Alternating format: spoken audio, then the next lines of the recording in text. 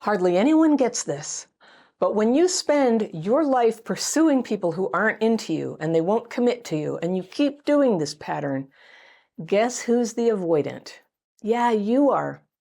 Even though you're devastated when they reject you and you pine away for them after it's over, there's something about the way that you know on some level that it can never work out. And I don't know, maybe it kind of sets you free to give them your entire heart. You can love somebody who's unavailable intensely, but your options always stay open because it's never going to gel. You'll never feel trapped. And the grief that you carry all the time about not being really loved is almost like a cozy blanket that keeps the cold wind of actual choices in life away from you. That is avoidance. So what happens when you've done this for years and then real love shows up in your life? My letter today is from a woman I'll call Remy, and she writes, "Dear Anna, I felt very emotionally neglected and completely lonely during my childhood and adolescence in a very small village where I had no friends." Wow, that's a setup.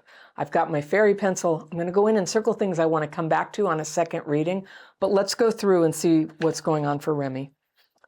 She says, "My parents finally divorced after years of silence and fighting and yelling when I was 15 years old, and I just wanted to leave this place where I had always felt so alone. At 18, after finishing high school, I bought a one-way flight to another country on another continent. It was the easiest and best thing I ever did. I finally felt free and was able to start a new life. Isn't that a good feeling? I fell in love for the first time and had my first romantic relationship. My first relationship," says Remy, "ended after 2 years and I felt very heartbroken and lost. And during this time, I met someone really special. I'll call him Matthias. We fell in love with each other and he wanted everything with me, but I was heartbroken after the end of my first relationship and overwhelmed with his love and told him that we would just be friends. We became very good friends, seeing each other often, talking about everything, and we also started writing emails since we both loved writing." Okay. "After a while, I started to pursue another guy. I had met him at university. We had some dates and liked each other, but he told me pretty soon that he was not a relationship kind of guy and that he didn't want anything serious with me. I told him no problem, and we kept seeing each other whenever he wanted for 2 whole years. All the time, he was also seeing other girls, and finally he stopped seeing me when he had an official girlfriend and moved in with her. Matthias was heartbroken that I would choose to pursue a guy that didn't even want to be with me. We did not see each other that often anymore, but always kept sending our emails.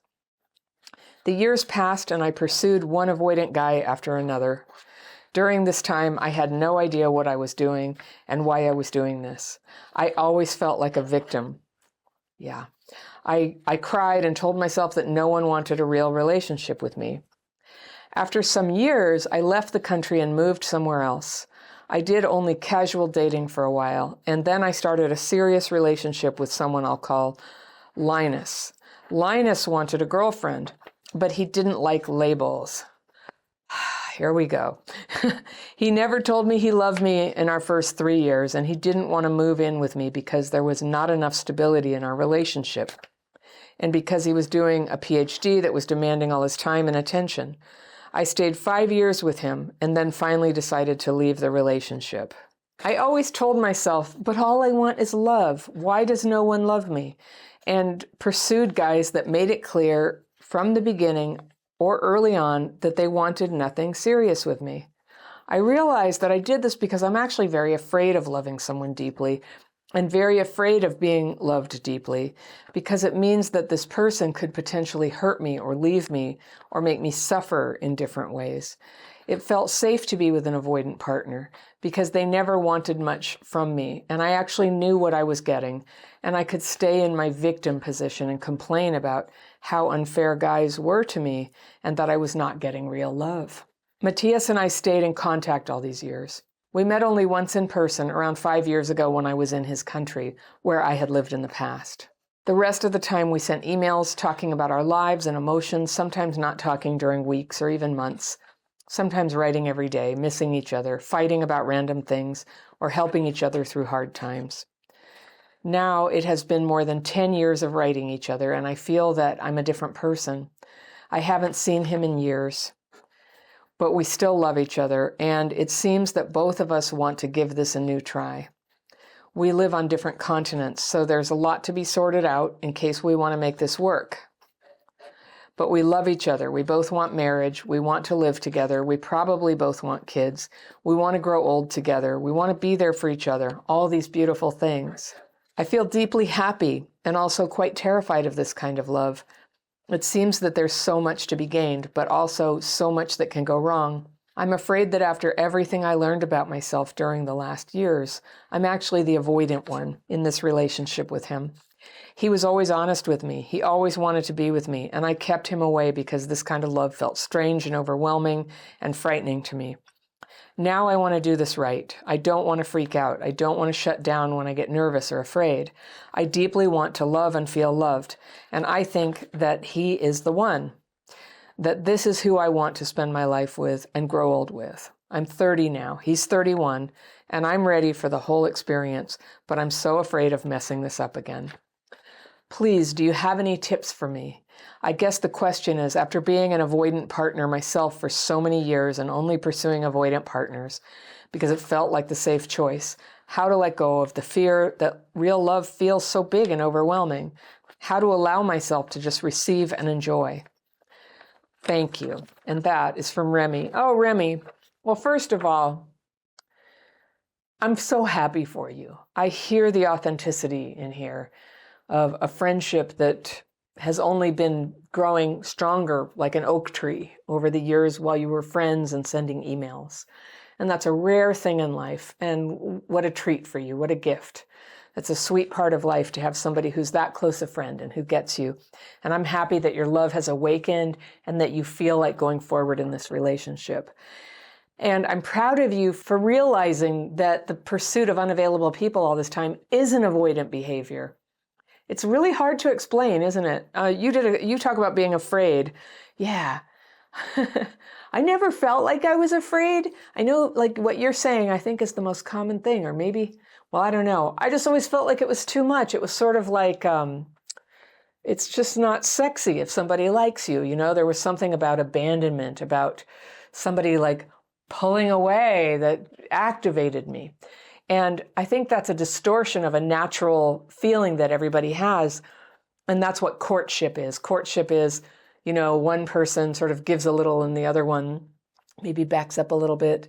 This one pulls away. And then this one goes, oh, wait, I'm coming towards you now. And so that's what courtship is. That's what Pride and Prejudice, why people have loved that story, you know, for so many years.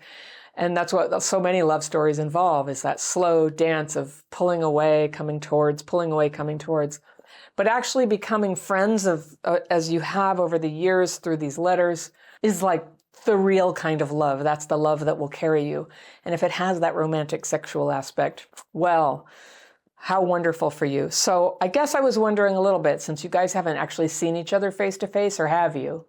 Have you seen each other face to face, and is the attraction there?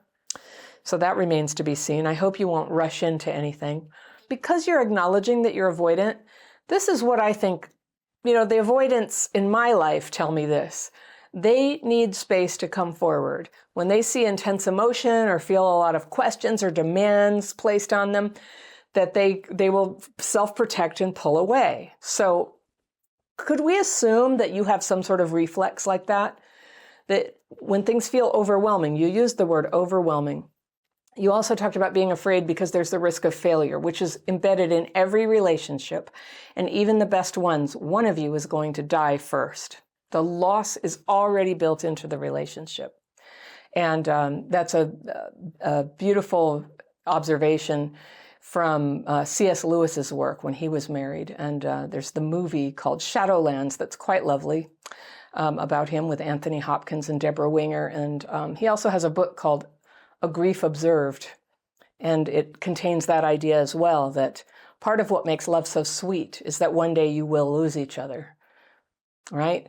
So the loss is there, but we have to become strong enough to bear that reality, that even if the love lasts through the time that both of you are alive, so long as you both shall live, you'll lose one another. So that's part of it. And this is part of our growing up and part of our acceptance of the ephemeral and wonderful nature of real love that shows up, that we have to let it in while it lasts. So you have your chance now. Here's what I suggest to you. Don't move in right away. When you come together in the same country, don't move in.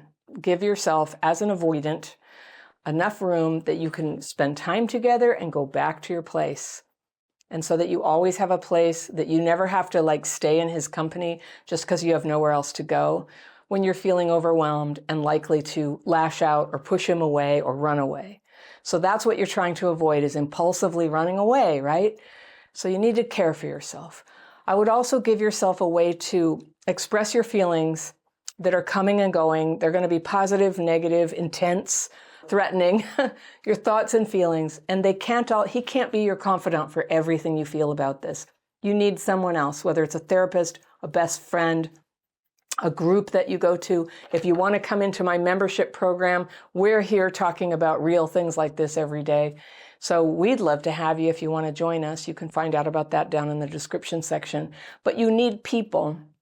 And then you need a method to be working through what you're doing. So some people find that in very good self-help books. Some people find it with a therapist.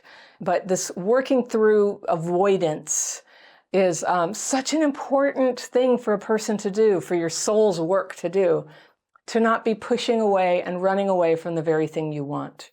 So I'm very proud of you. I wish you the best. And I hope you will take it nice and slow with him and not just think a fairy tale answer, like we've got our answer, it's all going to be great. Let it be a courtship now. Let the courtship begin, and give yourself time and space.